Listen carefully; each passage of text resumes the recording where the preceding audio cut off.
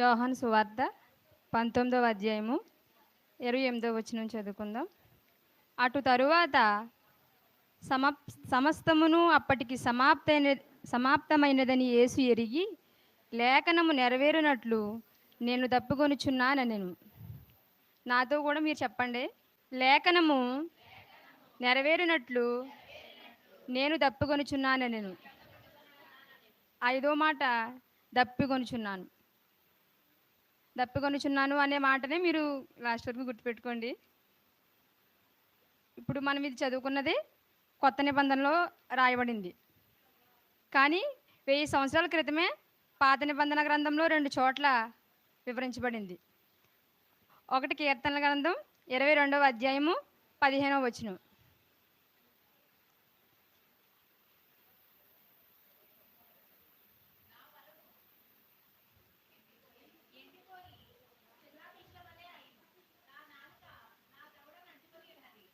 చాలండి, చాలండి.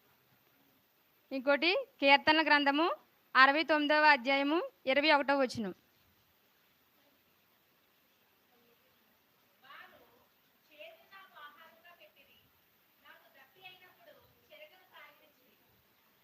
కీర్తన 69వ అధ్యాయము 22వ వచనంలో చూసుకుంటే మొత్తం అపోస్తులు లేఖనములు నెరవేరినట్లు, లేఖనములు అంటే ఇప్పుడు యేసుప్రభు వారు మన కోసం వచ్చిన ఇప్పుడు ఈ కొత్త నిబంధనలో కాకుండానే పాత నిబంధనలోనే ఆల్రెడీ లేఖనములు రాయబడ్డాయన్నమాట. 1000 సంవత్సరాల క్రితం రాయబడ్డాయంట. అందులో ఇలా జరుగుద్ది అని, యేసుప్రభు వారు మన కోసం మరణిస్తారు అని. 69వ కీర్తన చూసుకుంటే ఆ కీర్తనలు ప్రొషనీయులు అనే రాగంతో 69వ అధ్యాయం మొత్తం రాయబడిందంట. అందులో మెస్సనీయుము దీని అర్థం, మెస్సనీయులు అని దీని అర్థం అనమాట. అంటే మొత్తం ఆయన ఎలాగా మరణించారు ఏంటి అనేది కూడా 69వ కీర్తనలో, మొత్తం 22వ కీర్తనలో కూడా ముందే లేఖనంలో నెరవేరినట్లు అన్నారు కదా ఇక్కడ మనకి. ఆ ప్రకారంగానే మొత్తం ఆ కీర్తన అంతట్లోనూ కూడా మనకి రాయబడి ఉంటుంది అనమాట.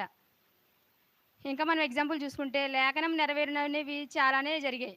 అంటే ఏంటి, యేసుప్రభు వారు కన్యక గర్భంలో మనకి పుడతారనేది కూడా లేఖనాలు నెరవేరింది.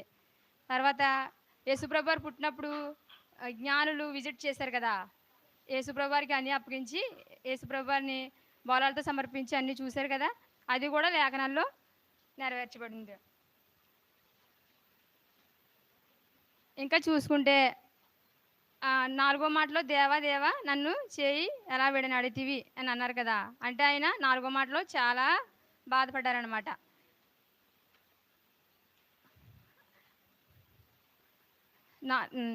కొరడా ఆయన మొత్తం 39 కొరడా దెబ్బలు తిన్నారు. కొరడా దెబ్బలు తినేటప్పుడు చాలామంది అంట ఆ బాధ భరించలేక పిచ్చెక్కిపోయిన వాళ్ళు చాలామంది ఉన్నారంట. తర్వాత చనిపోయిన వాళ్ళు కూడా ఆ ప్లేస్లోనే దెబ్బలు తిని చనిపోయిన వాళ్ళు కూడా చాలామంది ఉన్నారంట. కానీ అంత బాధను కూడా యేసుప్రభు వారు మన కోసం భరించారు. ఎందుకు భరించారు? కొన్ని నీళ్ళు ఇస్తే, ఇప్పుడు ఆయన దప్పికొనుచున్నదని అన్నారు కదా, మనం కొన్ని నీళ్ళు ఇచ్చామనుకో ఆయనకి, ఇంకొక కాసేపు బతుకుదామనా? కాదు కదా. లేదు, ఇంకో కాసేపు సిలువలో ఉందామనా? అది కూడా కాదు. కానీ ఆయన మన కోసం శారీరకంగా కాదు, మనల్ని అందరినీ కూడా ఆయన రక్షించడం కోసమే ఆయన దప్పికొనుచున్నారు. మామూలుగా అయితే మనమైతే ఆయన కొత్త నిబంధనలు పాత నిబంధనలు కూడా చూసుకుంటే చాలామందికి ఆయన దాహం తీర్చినవి కూడా ఉన్నాయి.